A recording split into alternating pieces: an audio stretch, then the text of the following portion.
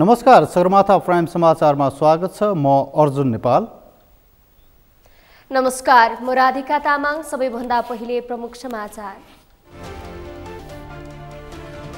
प्रधानमन्त्री दाहाल नेतृत्वको मन्त्री परिषद 7औं पटक विस्तार, अझै पूर्णता पाएन। मूलभूत रूपमा पूर्णता पाएको प्रधानमन्त्री दाहालको जिकिर।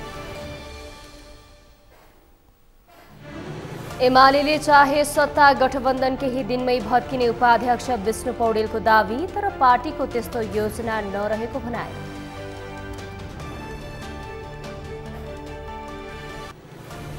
कोशी प्रदेशको नाम खारेजीको माग गर्दै काठमाडौँमा विरोध प्रदर्शन, मुख्यमन्त्री र प्रधानमन्त्रीको राजीनामा माग।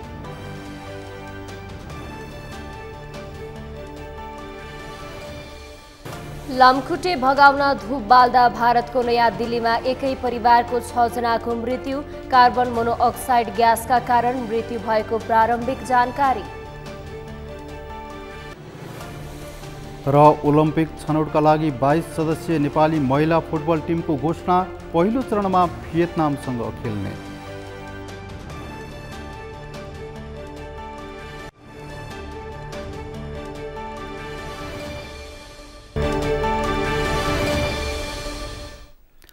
सगरमाथा प्राइम समाचार अब विस्तारमा। संसदबाट दोस्रो पटक विश्वासको मत लिएपछि प्रधानमन्त्री पुष्पकमल दाहालले शुक्रबार मन्त्रीपरिषद विस्तार गरेका छन्। एमाले र राप्रपाका मन्त्री सरकारबाट बाहिरिएपछि प्रधानमन्त्री दाहालले काङ्ग्रेस, एकीकृत समाजवादी, जसपा, लोसपा र नागरिक उन्मुक्ति पार्टीलाई सरकारमा सामेल गर्दै मन्त्रीपरिषद विस्तार गरेका हुन्। अमृत ढकालको रिपोर्ट। लामो समयदेखि धेरै मन्त्रालयको जिम्मेवारी आफूसँगै राखेका प्रधानमन्त्री पुष्पकमल दाहालले मन्त्री परिषद विस्तार गरेका छन्। यद्यपि अझै पनि मन्त्री परिषदले पूर्णता भने पाएको छैन। दाहालको मन्त्री परिषदमा यसअघि नै सूचना तथा सञ्चार र गृह मन्त्रालयको जिम्मेवारी सम्हालेका नेपाली काङ्ग्रेसका उपसभापति पूर्णबहादुर खड्का उपप्रधानसहित रक्षा मन्त्री बनेका छन्। 2048, 51 र 56 का 3वटै संसदीय निर्वाचनमा सुर्खेत क्षेत्र नम्बर 1 बाट निर्वाचित खड्का गत मङ्सिरमा सम्पन्न निर्वाचनबाट पनि सुर्खेत 1 बाटै निर्वाचित भएका हुन्। सभापति शेरबहादुर देउवाले पार्टी विभाजन गर्दा केन्द्रीय सदस्य बनेका उनले 2031 सालबाट राजनीति सुरु गरेका हुन्।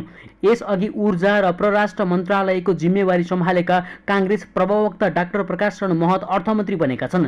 तेह्रथुमबाट प्रतिनिधि सभामा काङ्ग्रेसबाट निर्वाचित सीता गुरुङ शहरी विकास मन्त्री बनेकी छन्।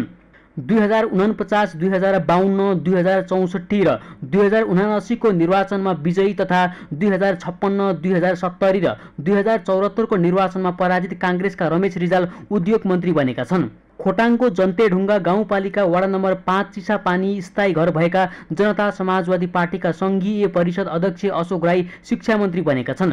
2048 सालको आम निर्वाचनमा खोटाङ 2 र 2051 सालमा नेकपा एमालेबाट निर्वाचित राई गत निर्वाचनमा जसपाका तर्फबाट सुनसरी 1 बाट निर्वाचित भएका हुन्। उनी तत्कालीन मनमोहन अधिकारी नेतृत्वको सरकारमा यातायात मन्त्री बनेका थिए। जाजरकोटको ग्रामीण वर्ग सङ्घर्षबाट राजनीति सुरु गरेका नेकपा माओवादी केन्द्रका उपमहासचिव शक्ति बस्नेत ऊर्जा मन्त्री बनेका छन्। 2046 सालदेखि राजनीति सुरु गरेका बस्नेत 2048 सालमा स्वास्थ्य, 2072 सालमा गृह र तत्कालीन ओली नेतृत्वको सरकारमा पनि वन तथा वातावरण मन्त्री बनेका थिए। एउटै मन्त्रालय पाएको लोकतान्त्रिक समाजवादीबाट महोत्तरी क्षेत्र नम्बर 2 बाट निर्वाचित शरद सिंह भण्डारी श्रम तथा रोजगार मन्त्री बनेका छन्। 2046 सालमा पहिलो पटक सहायक मन्त्री बनेका भण्डारी पटक पटक गरी हालसम्म 16 पटक मन्त्री बनेका छन्। 2032 सालदेखि नेपाली काङ्ग्रेस निकट विद्यार्थी सङ्गठन नेभी सङ्घबाट राजनीति सुरु गरेका उनी 62-63 सालदेखि भने तराई मधेस केन्द्रित राजनीतिमा सक्रिय छन्। पञ्चायतदेखि गणतन्त्रसम्म मन्त्री बनेका उनी डाक्टर बाबुराम भट्टराई नेतृत्वको सरकारमा रक्षा मन्त्री बन्दा मधेस टुक्रन सक्ने भन्दै अभिव्यक्ति दिएपछि पदबाट राजीनामा दिएका थिए।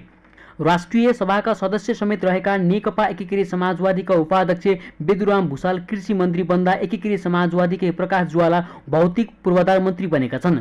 2054 सालमा राज्य मन्त्री, 2064 सालमा सिँचाइ मन्त्री, 67 सालमा उद्योग मन्त्री र पछि सामान्य प्रशासन मन्त्रालयको जिम्मेवारी सम्हालिसकेका नेपाल समाजवादी पार्टीका अध्यक्ष महेन्द्र राय यादव महिला बालबालिका तथा ज्येष्ठ नागरिक मन्त्री बनेका छन्। कैलाली क्षेत्र नम्बर 1 बाट निर्वाचित नागरिक उन्मुक्ति पार्टीकी अध्यक्ष रञ्जिता श्रेष्ठ भूमि व्यवस्था सहकारी तथा गरिबी निवारण मन्त्री बनेकी छन्। सगरमाथा टेलिभिजनका लागि क्यामेरामा गौरव खड्काका साथमा अमृत ढकाल, काठमाडौँ। प्रधानमन्त्री पुष्पकमल दाहालले मूलभूत रूपमा सरकार पूर्ण भएकाले अब देशको विकास निर्माणमा गति लिने बताउनु भएको छ। आज रिपोर्ट्स क्लबले नेपालको 25औं स्थापना दिवसको अवसरमा आयोजित समारोहलाई सम्बोधन गर्दै उहाँले यस्तो बताउनु भएको हो। उहाँले देश अहिले आर्थिक रूपमा अप्ठ्यारो स्थितिबाट गुज्रेको भए पनि श्रीलङ्का बन्ने स्थितिमा नरहेको दावी गर्नुभयो। उहाँले आफूले तेस्रो कार्यकालको रूपमा प्रधानमन्त्री भएर लगभग 100 दिन पूरा गरेको अनुभवका आधारमा हरेक क्षेत्रमा सुधार गर्न सकिने अनुभव पाएको बताउनुभयो। उहाँले गएको 3 महिनामा रेमिट्यान्सको स्थितिमा धेरै सुधार भएको बताउनुभयो। उहाँले 3 महिनामा रेमिट्यान्स राजस्व सङ्कलनमा गुणात्मक सुधार भएको दावी समेत गर्नुभयो। उहाँले पछिल्लो 3 महिनामा विदेशी मुद्रा सञ्चिति देश धेरै राम्रो स्थितिमा आइसकेको बताउनुभयो। र आज मात्रै एउटा सरकारलाई पूर्णता दिने क्रममा हामी मूलभूत रूपमा अब सरकार पूर्ण भएको छ र अब यसले गति लिनुपर्छ भन्ने मेरो प्रतिबद्धता छ, संकल्प छ। प्रधानमन्त्री दाहालले देशको आर्थिक अवस्था बर्बाद हुन लाग्यो भन्ने ठाउँमा नरहेको पनि बताउनुभयो। नवनियुक्त उपप्रधान तथा गृहमन्त्री नारायण काजी श्रेष्ठले गृहमन्त्री र गृह सचिवले सुराकीको नाममा खर्च गर्न पाउने नियमावलीलाई खारेज गर्ने निर्णय गर्नुभएको छ। आज गृहमन्त्रीको रूपमा पद बहाली गर्दै मन्त्री श्रेष्ठले पहिलो निर्णयको रूपमा गृहमन्त्री र सचिवले सुराकीको नाममा खर्च गर्ने नियमावलीलाई खारेज गर्ने निर्णय गर्नुभएको हो। उहाँले आफूले गरेको सो निर्णय पारित गर्नका लागि मन्त्री परिषदमा लाने बताउनुभयो। त्यसैगरी उहाँले मिटर ब्याजी पीडितहरूको समस्या समाधान गर्नका लागि सर्वाधिकार सम्पन्न आयोग गठन गर्ने पनि फाइलमा हस्ताक्षर गर्नुभएको छ। सो फाइल पनि निर्णयका लागि मन्त्री परिषदमा पेश गर्ने जानकारी दिनुभयो। अहिले पनि 21औं शताब्दीको आजको लोकतान्त्रिक नेपालमा पनि सामन्तवादका अवशेषहरू जुन रूपमा देखा पर्दैछन् अत्यन्तै पीडाको विषय हो हामी सबैको लागि। त्यसलाई समाधान गर्न मन्त्री परिषदले कानुनलाई केही संशोधन गर्ने गरी विधेयक तयार पनि अगाडि पारिसकेको छ। यहीँबाट प्रस्ताव गरेर त्यो अगाडि बढिसकेको छ। आजको मेरो निर्णय एउटा सर्वाधिकार सम्पन्न आयोग गठन गर्ने हामीले प्रस्ताव गरेका छौँ। उहाँले मातहतका कर्मचारीलाई समयको पालना गर्न निर्देशन दिनुभयो। समय पालनाको अवज्ञालाई छुट नदिने उहाँले बताउनुभयो। मन्त्री श्रेष्ठले आफूलाई कुनै पनि प्रकारको चाकरी नगर्न र उपहार लिएर नआउन पनि आग्रह गर्नुभयो। नवनियुक्त अर्थमन्त्री डाक्टर प्रकाश शरण महतले आर्थिक समस्याबाट निकासका लागि सम्पूर्ण राज्य संयन्त्र लागेर समाधान गर्ने बताउनु भएको छ। आज पद तथा गोपनीयताको शपथ ग्रहणपछि मन्त्रालयमा पदभार ग्रहण गर्दै अर्थमन्त्री महतले वर्तमान अर्थतन्त्र समस्यामा रहेको भन्दै सम्पूर्ण राज्य संयन्त्र लागेर सुधार गर्ने बताउनु भएको छ। उहाँले मुलुकको अर्थतन्त्र विभिन्न असरका कारण सङ्कटमा रहेको भन्दै समस्याग्रस्त अवस्थाको अर्थतन्त्रलाई सुधार गरेरै छाड्ने दावी गर्नुभयो। उहाँले सरकारको साधारण खर्च कटौती गर्ने प्राथमिकरण गरेर मात्रै सरकारले खर्च गर्न पाउने बताउनुभयो। अर्थमन्त्री महतले सरकारले खर्च गर्न सक्ने क्षमता बढाएर लगानी बढाउँदै राजस्वको दायरा बढाउने उल्लेख गर्नुभयो। अर्थमन्त्री महतले जनतामा छाएको निराशालाई आशामा बदल्दै सकारात्मक सोचका साथ लगानी गर्न निजी क्षेत्रलाई आग्रह गर्नुभयो। देश भनेको पनि विस्तारित ठुलो परिवारलाई देशले प्रतिनिधित्व गर्छ। त्यस हुनाले यस्तो अवस्थामा त्यही खाले निर्णय हामीले लिनुपर्छ र अर्थमन्त्रीको हैसियतले मेरो सम्पूर्ण कोसिस जुन अहिले अर्थतन्त्रमा देखेको सुस्तता छ यसलाई रिसेसनमा जान नदिने, मन्दीमा जान नदिने सुनिश्चितता गर्नु आवश्यक छ। राजस्व जुन परिवेश छ, राजस्व आपूर्तिको परिस्थिति छ त्यो सन्तोषजनक छैन। अर्थमन्त्री डाक्टर महतले पहिलो निर्णयका रूपमा नगद प्रवाह सम्बन्धी समिति गठन सम्बन्धी फाइलमा हस्ताक्षर गर्नुभएको छ। उहाँले सरकारको नगद प्रवाह अनुसार हरेक महिना कति आम्दानी भयो, कति खर्च भयो त्यसको इस्टिमेट तयार गर्नुपर्ने बताउनुभयो। उहाँले यसकै आधारमा रहेर समिति गठन गर्ने निर्णय पनि गर्नुभयो। नवनियुक्त उपप्रधान एवं रक्षा मन्त्री पूर्णबहादुर खड्काले सबैलाई सम्मान र विश्वास गर्ने परिस्थिति निर्माण गरेर सरकारलाई सफल बनाउने प्रतिबद्धता व्यक्त गर्नुभएको छ। आज राष्ट्रपति रामचन्द्र पौडेलबाट पद तथा गोपनीयताको शपथ ग्रहण गरेपछि मन्त्रालयको कार्यभार सम्हाल्दै सिंहदरबारमा उहाँले यस्तो बताउनु भएको हो। मन्त्री खड्काले सबै सम्बन्धित पक्षहरूसँगको छलफलबाट आफू अघि बढ्ने बताउनुभयो। उहाँले सामूहिकताको भाव र सबैले सबैलाई सम्मान गर्ने, विश्वास गर्ने परिस्थिति निर्माण गरेर सरकार सञ्चालन गर्ने बताउनुभयो। उहाँले न्यूनतम साझा कार्यक्रम अबको केही दिनमा ल्याउने बताउँदै न्यूनतम साझा कार्यक्रमबाटै सरकारका प्राथमिकताहरू, सरकारका महत्त्वपूर्ण नीतिगत सुधारका कामहरू अघि सार्ने बताउनुभयो। भएको छ, केही बाँकी कुराहरू आफ्नो ठाउँमा छन्। त्यही न्यूनतम साझा कार्यक्रम मार्फत केही दिनभित्रमै हामी न्यूनतम साझा कार्यक्रम, वर्तमान सरकारको न्यूनतम साझा कार्यक्रम सार्वजनिक गर्छौँ। त्यही कार्यक्रम मार्फतै यो सरकारका प्राथमिकताहरू, यो सरकारका महत्त्वपूर्ण नीतिगत सुधारका विषयहरू लगायत समग्र विषयमा त्यही न्यूनतम साझा कार्यक्रम मार्फत सरकारको सबै कार्यक्रमको सार्वजनिक हुनेछ। मन्त्री खड्काले अबको केही दिनभित्र सरकारको न्यूनतम साझा कार्यक्रम ल्याई देशको सम्पूर्ण परिस्थितिमा केन्द्रित हुने बताउनुभयो।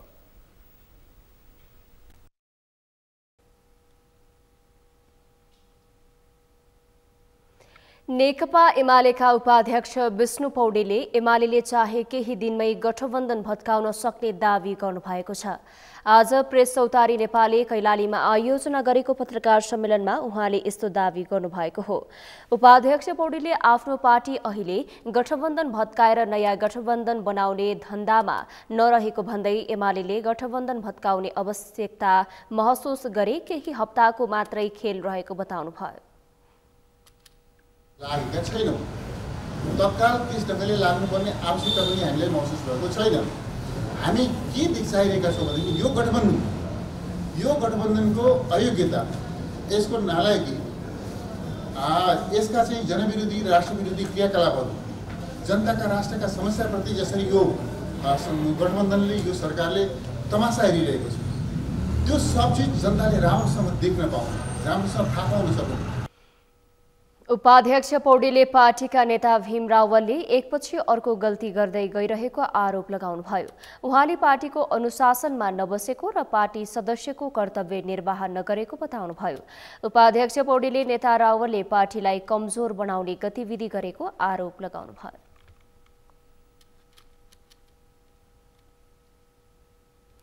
नेकपा एमालेका उपाध्यक्ष विष्णु पौडेल र नेता भीम रावल बीच अहिले वाकयुद्ध सुरु भएको छ। अछामको कार्यक्रमको सन्दर्भमा नेता रावलले धनगढीमा पत्रकार सम्मेलन गरेपछि आज पौडेलले पनि धनगढीमै कार्यक्रम गरेर रावलको आलोचना मात्र गरेनन्, पार्टीले कारबाही गर्न सक्ने सम्मको संकेत गरे। तर नेता रावल भने देशको हितमा बोल्दा पार्टीको अनुशासन उल्लङ्घन हुने भनाई हास्यास्पद भएको तर्क गरेका छन्। यशोदा भण्डारीको रिपोर्ट। नेकपा एमाले पार्टी सुदृढीकरण तथा संगठन विस्तारका लागि मिशन ग्रासरुट अभियान सञ्चालन गरिरहेको छ। अभियान अन्तर्गत सुदूरपश्चिम प्रदेश खटाइएका एमाले उपाध्यक्ष विष्णु पौडेल सोमबार अछामको साफे बगरमा पुगे। अछाममा आयोजित प्रशिक्षण कार्यक्रमलाई सम्बोधन गर्ने क्रममा उपाध्यक्ष पौडेलले कसैप्रति विरोध र विवाद नगर्ने सहमति हुँदाहुँदै पनि भीम रावल विरुद्ध बोले। पौडेलले भीम रावलका विरुद्धमा बोलेपछि रावलका कार्यकर्ताले कुर्सी तोडफोड गरेका थिए। उपाध्यक्ष पौडेलको उक्त अभिव्यक्तिपछि पार्टीका पूर्व उपाध्यक्ष भीम रावलले पनि आफ्नो भडास पोखिहाले। यी दुई नेताबीचको वाकयुद्ध राष्ट्रिय चर्चाको विषय नै बन्यो। पार्टीका उपाध्यक्ष र पूर्व उपाध्यक्ष बीचको भनाभन यतिमा मात्र सीमित भएन। भीम रावलले मंगलबार पत्रकार सम्मेलन गरेर पार्टी र पार्टीका नेताका विषयमा बोलेपछि शुक्रबार उपाध्यक्ष पौडेलले पनि धनगढीमा पत्रकार सम्मेलन नै गरेर पुनः भीम रावल विरुद्ध खनिएका छन्। पौडेलले रावललाई एकपछि अर्को गल्ती गर्दै आएको आरोप लगाएका छन्। रावलले आफ्ना गल्तीहरू स्वीकार गरेर आत्मालोचना नगरे पार्टीले उपयुक्त निर्णय लिने समेत पौडेलले बताएका छन्। उहाँले अनुशासन उल्लङ्घन गर्नुभएको छ, उहाँले पार्टीका दृढको खिलाफमा सार्वजनिक रूपमा बोल्नुभएको छ र पार्टीलाई कमजोर पार्ने गतिविधि उहाँबाट भइरहेका छन्। यो उहाँले गल्ती गर्दै हुनुहुन्छ, एकपछि अर्को गल्ती गर्दै हुनुहुन्छ। घरि उहाँ पत्रकार सम्मेलन गर्नुहुन्छ, घरि चाहिँ के भनेदेखि क्रिया प्रतिक्रियामा ओर्लिनुहुन्छ, कति चाहिँ अधुरा सूचनाका आधारमा प्रतिक्रियामा ओर्लिनुहुन्छ। यस खालका गतिविधि गर्दै हुनुहुन्छ र एकपछि अर्को उहाँले गल्ती गर्दै जानुभएको छ। पार्टीको नीति विधि नेतृत्व र निर्णय मानेर चल्नुहुन्छ, आफ्ना गल्ती कमजोरीलाई महसुस गर्नुहुन्छ, होइन यस्तै गल्तीहरूलाई उहाँले निरन्तरता दिँदै जानुभयो भने त्यस विषयमा पार्टीले उपयुक्त निर्णय गर्छ। शुक्रबार उपाध्यक्ष पौडेलले दिएको उक्त अभिव्यक्तिपछि नेता रावलले पनि आफूलाई पार्टीभित्र बस्न नदिने उद्देश्यले घचेटिरहे नयाँ पाइला चाल्न बाध्य हुनुपर्ने बताएका छन्।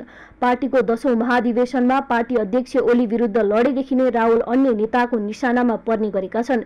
यसै कारण उनले मङ्सिर 4 को चुनावमा अछामको टिकट समेत पाएनन्।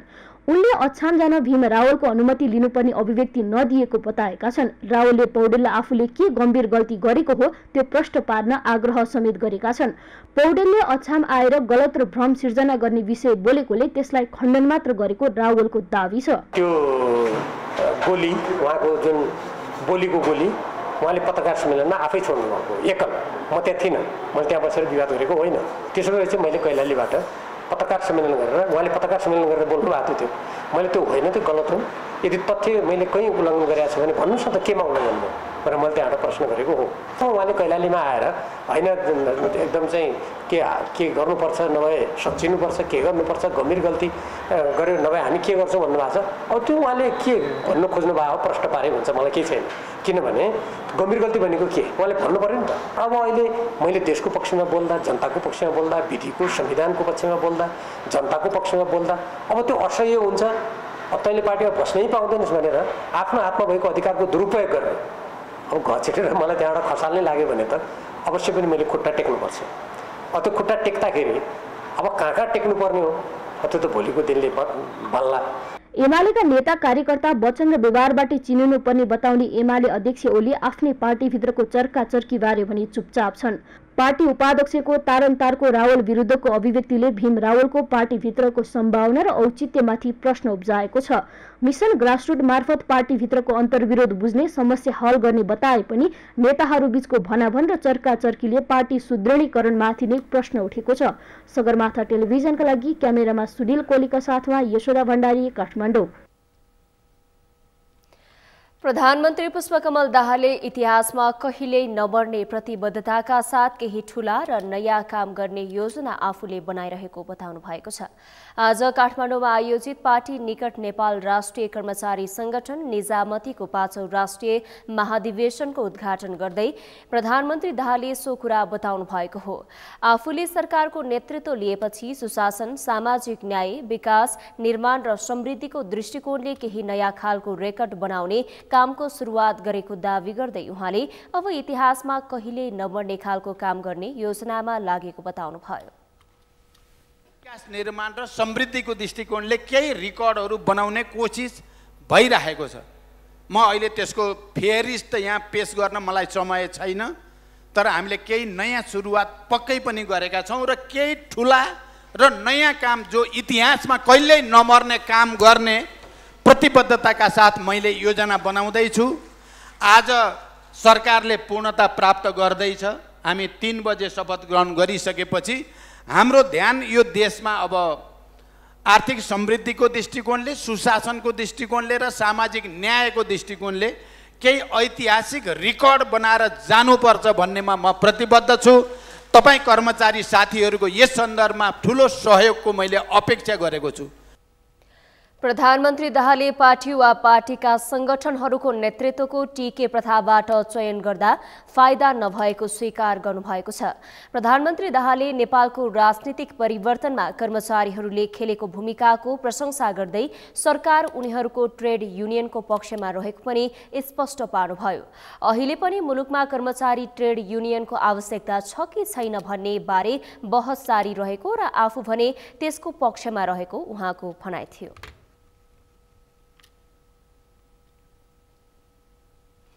पूर्व प्रधानमन्त्री झलनाथ खनालले देशमा ठूला समस्या र चुनौतीहरू बढिरहेको बताउनु भएको छ। आज रिपोर्टर्स क्लब नेपालको 25औं स्थापना दिवसका अवसरमा आयोजित कार्यक्रमलाई सम्बोधन गर्दै उहाँले यस्तो बताउनु भएको हो। उहाँले संघीय लोकतान्त्रिक गणतन्त्र नेपाल स्थापना भएपछि ठूला समस्याहरू र चुनौतीहरू खडा भइरहेको बताउनुभयो। पूर्व प्रधानमन्त्री खनालले अहिले अन्तर्राष्ट्रिय जगत पनि चुनौतीपूर्ण अवस्थामा रहेको उल्लेख गर्नुभयो। विश्व नै अहिले अनिश्चयपूर्ण बनेको भन्दै संयमित भएर काम गर्न आवश्यक रहेको बताउनुभयो। गणतन्त्र नेपाल स्थापना भएपछि हामी अगाडि बढ्दैछौँ, तर अगाडि बढ्दा हामी अहिले ठुल्ठुला समस्याहरू र चुनौतीहरूको बिचमा पनि अहिले खडा भइरहेका छौँ। अन्तर्राष्ट्रिय जगत पनि चुनौतीपूर्ण अवस्थामा छ। एकदमै अनिश्चयपूर्ण अन्तर्राष्ट्रिय परिस्थिति अहिले हामी देखिरहेका छौँ। कुन बेलामा कहाँ के हुन्छ भन्न सकिँदैन। युद्ध भड्किने पो हो कि विश्व युद्ध पो हुने हो कि भन्ने यस्ता आशंकाहरू पनि बढिरहेका छन्। त्यो बढ्नुका पछाडि अनेक कारणहरू छन्। तब हामीले देखिरहेका छौँ युक्रेन भन्ने एउटा देश अहिले खरानी हुँदै गइरहेको छ। पूर्व प्रधानमन्त्री खनालले विश्वमा अहिले विश्व युद्ध नै हुने हो कि भन्ने चिन्ता बढिरहेको बताउनुभयो। सगरमाथा समाचारमा पालो विश्रामपछि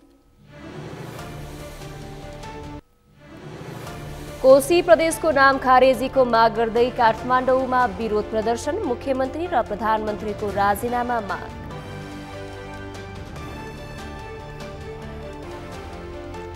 लामखुट्टे भगाउन धूप बाल्दा भारतको नयाँ दिल्लीमा एकै परिवारका 6 जनाको मृत्यु। कार्बन मोनोअक्साइड ग्यासका कारण मृत्यु भएको प्रारम्भिक जानकारी।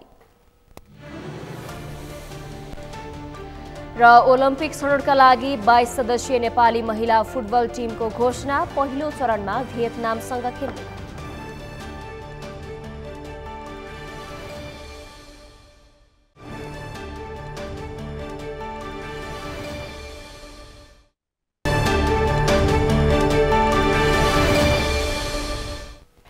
विश्रामपछि सगरमाथा प्राइम समाचारमा स्वागत छ। अब बाँकी समाचार। संघीय मामिला तथा सामान्य प्रशासन मन्त्री अमनलाल मोदीले आफूले छोटो समयमा नै संघीय निजामती सेवा ऐनमा देखिएको विवाद समाधान गरेको दावी गर्नुभएको छ। मन्त्री मोदीले सरकारवाला सबै निकायसँग आफूले छलफल गरेर त्यसमा देखिएको विवाद समाधान गरेको र सहमतिका लागि अर्थ मन्त्रालय र कानून न्याय तथा संसदीय मामिला मन्त्रालयमा सो विधेयक पठाएको बताउनुभयो। आज काठमाडौँमा आयोजित नेपाल राष्ट्रिय कर्मचारी संगठन निजामतीको 5औं राष्ट्रिय महाधिवेशनको उद्घाटन कार्यक्रममा उहाँले विगत 7 वर्षदेखि अड्किएर रहेको सो विधेयक आफूले सरकारवालाहरूसँग छलफल गरेकै कारण सहमति जुटाएर अघि बढाउन सफलता हात पारेको जिकिर समेत गर्नुभयो। भएको भए 7 वर्षदेखि ऐन नआउन सकेको कुरा फेरि पनि बहस जान्थ्यो। बहसमा जान्थ्यो, तपाईँ बन्थ्यो कि बन्दैन थियो। तर सरकारवालासँग मैले कसैले गरेको थिएन। सायद मलाई कुनै मन्त्रीले, मलाई लाग्दैन मलाई त्यसरी गरेको थियो जस्तो लाग्छ। यहाँ अहिले भन्नुभयो खुल्ला, मैले जति गरेँ छलफल गरेँ त्यसरी कसैले गरेको जस्तो लाग्दैन। मैले सरकारवालाहरूसँग सबैसँग गरेँ। तसर्थ मैले त्यो बुझेर कयौँ कुराहरू संशोधन मार्फत, कयौँ कुराहरू चाहिँ आफूले जानेको बुझेको कुराहरू, तपाईँको माग कुराहरू त्यसमा चाहिँ समावेश गरेको छ। त्यही सिलसिलामा तपाईँलाई अहिले हामीले सहमति दिइसकेपछि सहमतिको लागि अर्थ मन्त्रालय र कानुन मन्त्रालयमा पठाएका छौँ। र एउटा कुरा के हो भने यो संघीय निजामती सेवा ऐन जुन तरिकाले महत्त्वपूर्ण, मैले चाहिँ 2 महिना 1 महिनाको कार्यकालमा 15 दिन मलाई सिक्नै लाग्यो। त्यसपछि 1 महिना काम गर्दै गर्दा सरकार तलमाथि भयो। त्यतिखेरका एमालेका साथीहरू, विभिन्न राजनीतिक दल अलिकति सरकारबाट छोडिसकेपछि नयाँ फेजबाट त्यही पनि म आफ्नो ठाउँबाट काम गर्दै गर्दा अहिले त्यहाँ ऐन अन्तिम हामीले गर्दा मसौदा पनि पुरा गरेर रहेका विवादहरू पनि त्यहाँको समस्यासँग प्रधानमन्त्रीज्यूसँग सल्लाह गर्दै अगाडि बढ्यौँ। आज त्यो ऐन तपाईँलाई चाहिँ ड्राफ्ट गरेर सहमतिको लागि पठाइसक्यौँ। एउटा भयो। मन्त्री मोदीले आफूले राजनैतिक आस्थाका आधारमा कुनै पनि कर्मचारीलाई विभेद नगरेको पनि बताउनुभयो। जुनसुकै राजनीतिक अवस्थामा रहे पनि कर्मचारीको सरुवा बढुवामा आफूले भेदभाव नगरेको उहाँको स्पष्टीकरण थियो।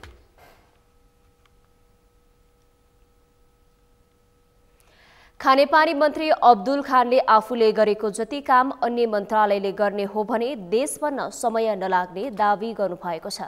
आज सिंहदरबारभित्र 4 स्थानमा सार्वजनिक खानेपानीको धारा उद्घाटन गर्दै मन्त्री खानले यस्तो दावी गर्नुभएको हो। उहाँले आफूले मन्त्री बनेर काम गरेको लगभग 2.5 महिना भएको भन्दै यो अवधिमा आफूले सोचे अनुसार काम गर्न नसके पनि राम्रो काम गरेको दावी गर्नुभयो। उहाँले आफूले मन्त्री बनिसकेपछि नै सबै नेपालीहरूलाई जार र बोतलको पानी किन्नुपर्ने अवस्थाबाट मुक्त गरी सार्वजनिक धाराको पानी खुवाउने घोषणा अनुसार सिंहदरबारबाट काम सुरु गरेको बताउनुभयो। उहाँले अब छिट्टै नै विभिन्न सार्वजनिक स्थल, शौचालय, विमानस्थल, बस पार्क र अस्पताल लगायतका स्थानमा सार्वजनिक धारा राख्ने बताउनुभयो। मन्त्री खानले बोतल र जारको पानीको मूल्य बढेकोमा त्यसको नियन्त्रण गर्ने काममा मन्त्रालय लागेको भन्दै पानीको मूल्य 5 महिनाभित्र घटाएरै छोड्ने दावी गर्नुभयो।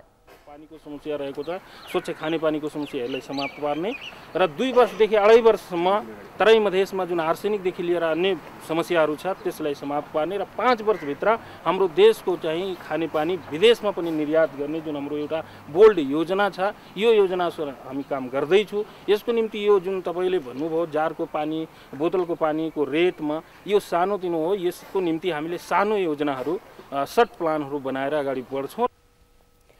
आज खानेपानी मन्त्रालय, काठमाडौँ उपत्यका खानेपानी व्यवस्थापन बोर्ड र काठमाडौँ उपत्यका खानेपानी लिमिटेडको सक्रियतामा निशुल्क रूपमा सेवा पाउने गरी स्वच्छ खानेपानी धाराको उद्घाटन भएको हो।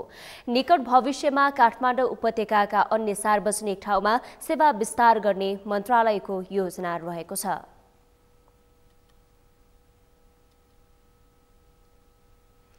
नेपाली कांग्रेसका नेता बिमलेन्द्र निधिले निजामती सेवाको नाम फेर्नुपर्ने धारणा राख्नु भएको छ।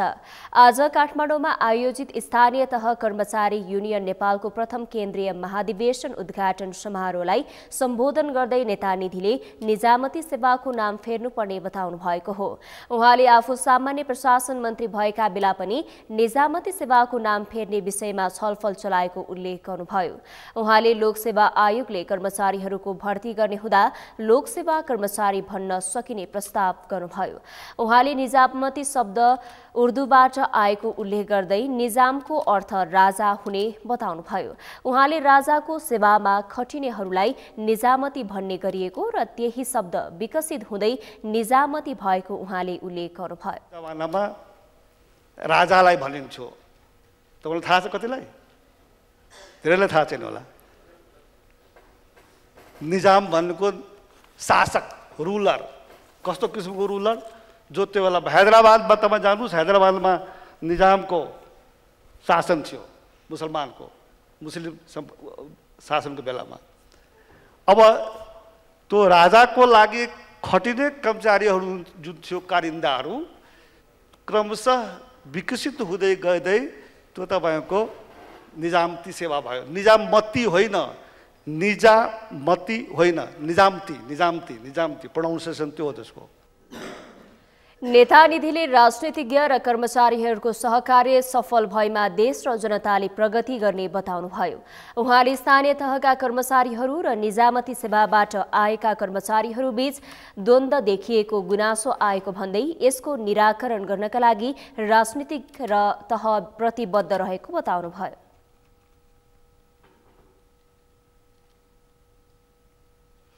सत्ता साझेदार जनता समाजवादी पार्टी नेपालका अध्यक्ष उपेन्द्र यादवले अब सरकारको ध्यान मुलुकको अर्थतन्त्रलाई सुधार गर्ने र जनतालाई राहत दिने कुरामा केन्द्रित हुनुपर्ने बताउनु भएको छ। आज काठमाडौँमा आयोजित रिपोर्टर्स क्लब नेपालको रजत महोत्सव समारोहमा उहाँले सरकारले पूर्णता पाएको भन्दै सो कुरा बताउनु भएको हो। अध्यक्ष यादवले मिटर ब्याजबाट पीडित जनताका समस्या तत्काल समाधान गर्न पनि सरकारलाई दबाब दिनुभयो। राज्यले उनीहरूलाई पीडामुक्त गराउने दायित्व लिनुपर्ने उहाँको भनाइ थियो। अध्यक्ष यादवले ग्रामीण भेगका जनताका लागि सानातिनो कारोबार गर्न लोन लिने व्यवस्थालाई सहज हुने गरी बैंक तथा वित्तीय संस्थाहरूको व्यवस्था गर्नुपर्ने खाँचो समेत औल्याउनु। सुन्नुपर्छ, बुझ्नुपर्छ र समाधानको बाटो खोज्नै पर्छ। राज्यले यसको दायित्व लिनुपर्दछ, र यो सँगै ग्रामीण भेगमा जनताहरू सानोतिनो कारोबार या लेनदेन या खर्च को आवश्यकता परेको बेलामा त्यहाँ कुनै वित्तीय संस्थाले बैंक या त्यस खालका संस्थाहरूले सहज रूपमा सजिलै उपलब्ध गराउन नसक्दा जनताहरू स्थानीय सुद ब्याजको या भनौँ मिटर ब्याज लिने बाध्य या ब्याजमा ऋण लिने बाध्यता उत्पन्न भएको छ। यसको पनि उपाय खोज्नु पर्दछ। सहज रूपमा गाउँका जनतालाई कारोबार सानातिना कारोबार गर्न राज्यको पहुँच हुनु पर्दछ। त्यस किसिमका संस्थाहरूको विकास गर्न आवश्यक छ। अध्यक्ष यादवले संविधान अनुसार सबैलाई अवसर दिने काममा पनि सरकार प्रतिबद्ध भएर लाग्नुपर्नेमा जोड दिनुभयो।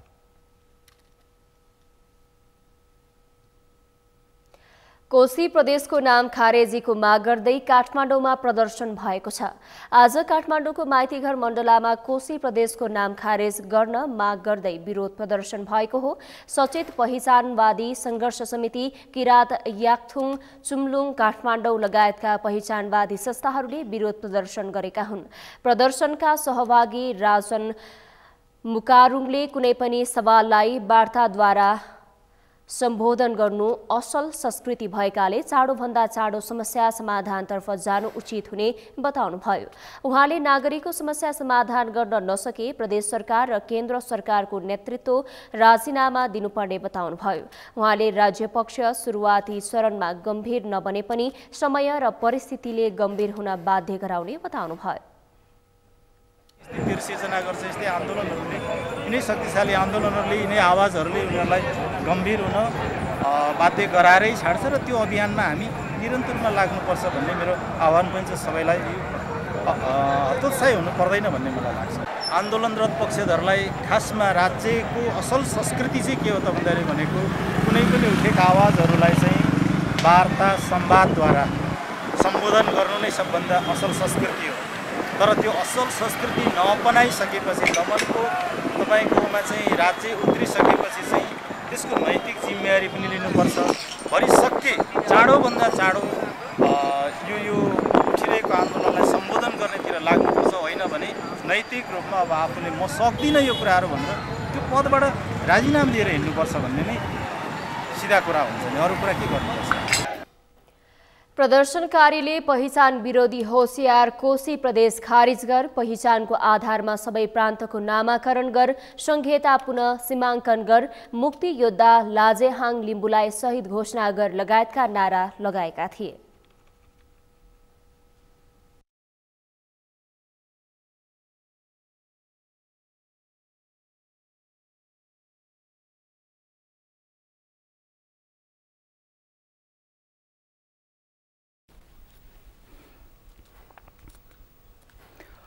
यस वर्षको माध्यमिक शिक्षा परीक्षा एसई आजबाट सुरु भएको छ। एसई परीक्षाको पहिलो दिन आज बिहान 8 बजे सुरु भएर 11 बजे सकिएको थियो। परीक्षाको पहिलो दिन आज अनिवार्य अङ्ग्रेजी विषयको परीक्षा भएको छ। यस्तै वेद विद्याश्रमतर्फ अनिवार्य संस्कृत भाषा, साहित्य र अनिवार्य अङ्ग्रेजीको परीक्षाको भएको थियो। बोर्डका अनुसार परीक्षामा सम्मिलित हुन देशभरका 5,16,577 जनाले आवेदन फारम भरेका थिए। परीक्षामा सबैभन्दा धेरै बागमती प्रदेशमा 1,06,959 विद्यार्थी र सबैभन्दा कम कर्णाली प्रदेशमा 41,329 परीक्षार्थी सहभागी भएका थिए।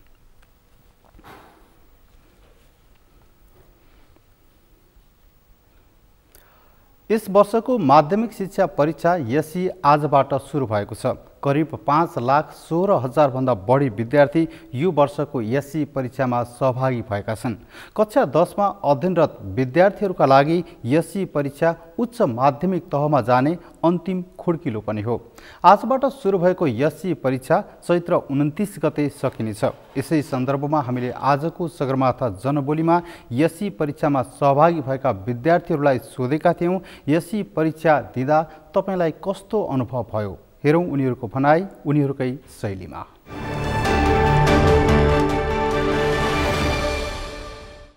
त्यो आज चाहिँ इंग्लिशको एक्जाम थियो, सजिलो भयो, त्यस्तो गाह्रो नि थिएन। कस्तो डर लागेको थियो घरमा त, अस्तिदेखि डर लागेको थियो, अहिले त त्यस्तो डर लागेको छैन। सेन्टर चाहिँ लुजी थियो, हल्का फर्स्ट टाइम एक्जाम हो नि त, अनि नर्भस भयो हल्का, अनि राम्रै गयो एक्जाम चाहिँ। केही पनि फिल भन्न रमाइलो भयो, एक्साइटेड। व्हाइट हाउसबाट आए अनि सेन्टर चाहिँ रत्न राज्य पर्यो अनि सब्जेक्ट इङ्ग्लिस। आजको एक्जाम चाहिँ हाम्रो इङ्ग्लिसको हो। आज चाहिँ यता सेन्टर चाहिँ ठिकै थियो, हाम्रो धेरै लुज पनि थिएन। ठिकै भयो, रमाइलो भयो। फर्स्ट टाइम एससी दिएको, हाम्रो एक्सटर्नल मार्क्सहरू त भइरहने, हामी अर्को स्कुलमा गएर एक्जाम त दिइरहेको हुन्थ्यो, तर लाइक एससी भनेपछि अर्कै फिल हुँदो रहेछ, लाइक ठुलो भइसक्यो, यसलाई एससी दिने भइसक्यो जस्तो हुँदो रहेछ। रमाइलो भएर चाहिँ इङ्ग्लिसको एक्जाम थियो, सजिलै थियो पेपर, अनि सेन्टर पनि त्यस्तो लुज पनि होइन, त्यस्तो टाइट पनि लाइक मिडियम टाइप थियो, सो राम्रो भयो। सेन्टपमा जसले पनि जुन विद्यार्थीले एकदम राम्रो गरेको छ उसले चाहिँ एकदमै सजिलो हुने रहेछ। सेन्टपमा चाहिँ एकदम स्ट्रिक्ट चेक हुने होइन, तर यसमा चाहिँ स्ट्रिक्ट नहुने जस्तो सुनेको थिएँ मैले, र एकदम सजिलो पनि भनौँ न, त्योभन्दा सजिलै लाग्यो मलाई।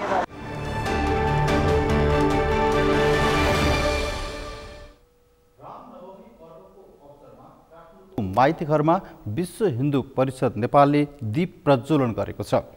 आफ्नो 11औं स्थापना दिवसको अवसरमा परिषदले माइतीघरमा दीप प्रज्वलन गरेको हो। परिषदले बिहिबार दिनभर देशका विभिन्न भागमा विविध कार्यक्रम आयोजना गरेको थियो। परिषदले देशभर शोभायात्रा, दीप प्रज्वलन तथा भजन सत्संग लगायतका कार्यक्रमहरू गरेको थियो। विश्व हिन्दू परिषद नेपालको स्थापना 2068 को राम नवमीका दिन भएको थियो। सोही दिनदेखि विश्व हिन्दू परिषदले श्री राम नवमीलाई आफ्नो स्थापना दिवसको रूपमा मनाउँदै आएको छ।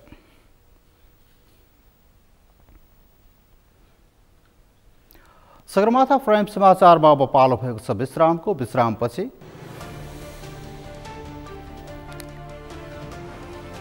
लामखुट्टे भगाउन धूप बाल्दा भारतको नयाँ दिल्लीमा एकै परिवारका 6 जनाको मृत्यु, कार्बन मोनोअक्साइड ग्यासका कारण मृत्यु भएको प्रारम्भिक जानकारी। र ओलम्पिक छनौटका लागि 22 सदस्यीय नेपाली महिला फुटबल टिमको घोषणा, पहिलो चरणमा भियतनामसँग खेल्ने।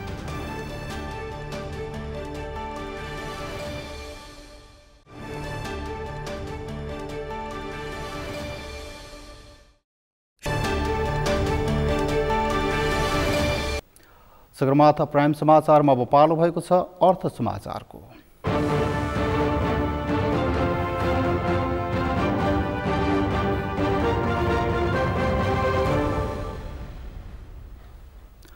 नेपाल उद्योग वाणिज्य महासंघका वरिष्ठ उपाध्यक्ष चन्द्रप्रसाद ढकालले सरकारले निजी क्षेत्रले दिएका सुझाव कार्यान्वयन नगर्दा अर्थतन्त्रमा विकराल अवस्था आएको बताउनु भएको छ।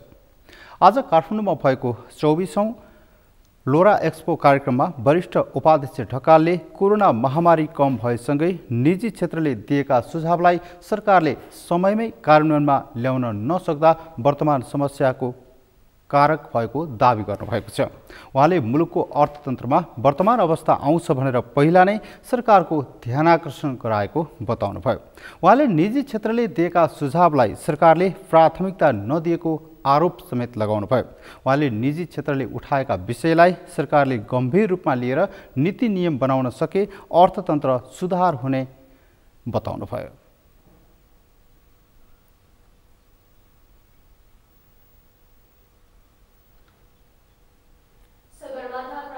समाचारमा अब पालो खेल समाचारको।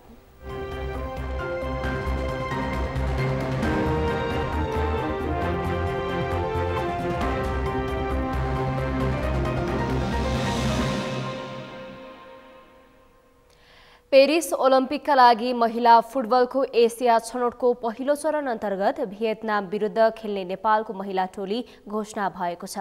मुख्य प्रशिक्षक अनन्तराज थापाले आज ओलम्पिक छनौट खेल्ने 22 सदस्यीय नेपाली टोलीको घोषणा गरेका हुन्।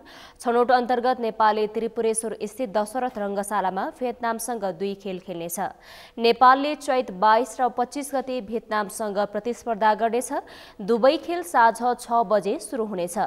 प्यालेस्टाइन र अफगानिस्तानले नाम फिर्ता लिएपछि नेपालले भियतनामसँग मात्र खेल्ने पक्का भएको हो। समूह सीमा नेपालसँगै भियतनाम, प्यालेस्टाइन र अफगानिस्तान रहेका थिए, तर यस समूहबाट प्यालेस्टाइन र अफगानिस्तानले नाम फिर्ता लिएका थिए।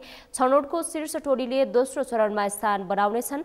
इन्फाले 2 खेलका लागि फरक फरक टिकट दर राखेको छ। सामान्यतर्फ 300 र भिआइपी तर्फ 1000 रुपैयाँ टिकट दर राखिएको छ।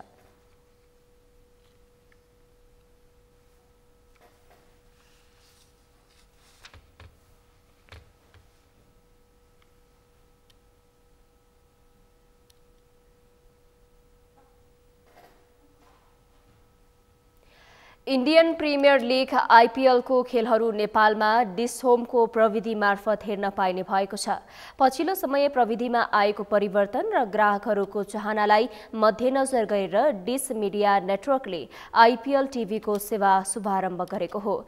डिस मिडिया प्रोटोकलमा डिस आइपी टिभीमा एचडी क्वालिटीमा खेल हेर्न सकिने भएको छ। अन्तर्राष्ट्रिय सिरिजहरू जस्तै कोरियन, पाकिस्तानी, इरानी, बुल्गेरियन आदि आफूले चाहेको समयमा हेर्न सक्ने कम्पनीले जनाएको छ।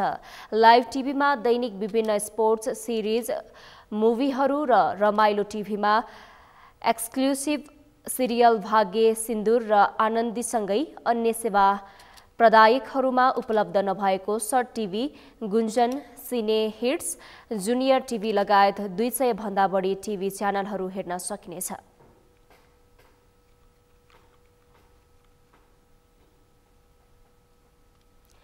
सगरमाथा प्राइम समाचारको अन्त्यमा मुख्य समाचार पुनः एकपटक। प्रधानमन्त्री दाहाल नेतृत्वको मन्त्री परिषद 7औं पटक विस्तार, अझै पूर्णता पाएन। मूलभूत रूपमा पूर्णता पाएको प्रधानमन्त्री दाहालको जिकिर। एमाले चाहे सत्ता गठबन्धन केही दिनमै भत्किने उपाध्यक्ष विष्णु पौडेलको दावी, तर पार्टीको त्यस्तो योजना नरहेको भनाए।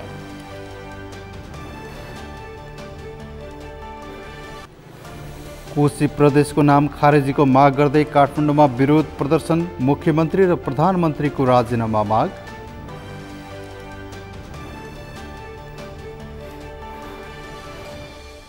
लामखुट्टे भगाउन धूप बाल्दा भारतको नयाँ दिल्लीमा एकै परिवारका 6 जनाको मृत्यु, कार्बन मोनोअक्साइड ग्यासका कारण मृत्यु भएको प्रारम्भिक जानकारी। र ओलम्पिक छनौटका लागि 22 सदस्यीय नेपाली महिला फुटबल टिमको घोषणा, पहिलो चरणमा भियतनामसँग खेल्ने।